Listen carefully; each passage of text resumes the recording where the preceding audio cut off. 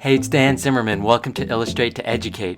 Don't forget to subscribe for weekly, objective videos on topics that matter. Have you ever wondered what an executive order is? Which president has signed the most? In this video, we'll dive into this and much more. An executive order is a rule or order made by a president of the United States. The order tells agencies and officers of the federal government of the United States things that they must do.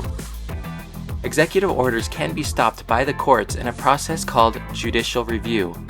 They can also be stopped if they are against laws or against the Constitution of the United States. Executive orders have a big effect on the internal affairs of the United States government.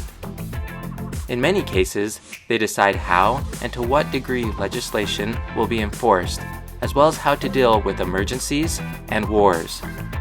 What power does an executive order have? An executive order has the power of federal law.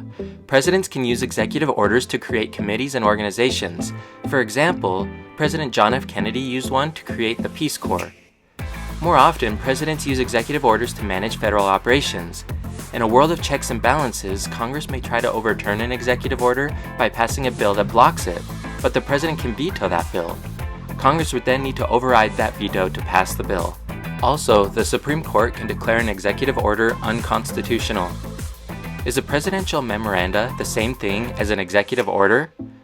Presidential memoranda are like executive orders. The president can use memos to direct government operations, but presidential memos are not numbered when they are published in the Federal Register as executive orders are.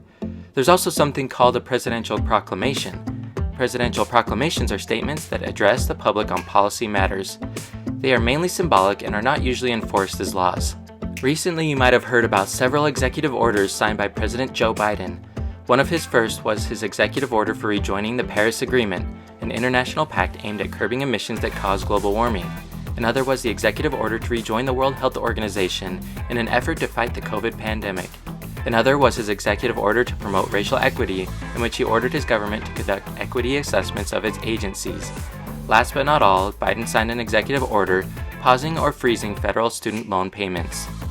In presidential history, who signed the most executive orders? There were 3 presidents who issued just one order: John Adams, James Madison, and James Monroe. George Washington issued 8 during his time in office, but the first real jump of executive orders came during the post-Civil War era. Abraham Lincoln issued what was at the time a record of 48. Then Andrew Johnson issued 79, followed by Ulysses S. Grant, who issued 217. Yet this is nothing compared to Theodore Roosevelt, who became the first to issue at least 1,000. However, Franklin D. Roosevelt still holds the record for the most executive orders issued. He issued 3,721 during a span lasting a little over 12 years, an average of 307 per year. Did you find this video helpful about executive orders? If so, please hit that like button and comment down below about your thoughts on recent executive orders.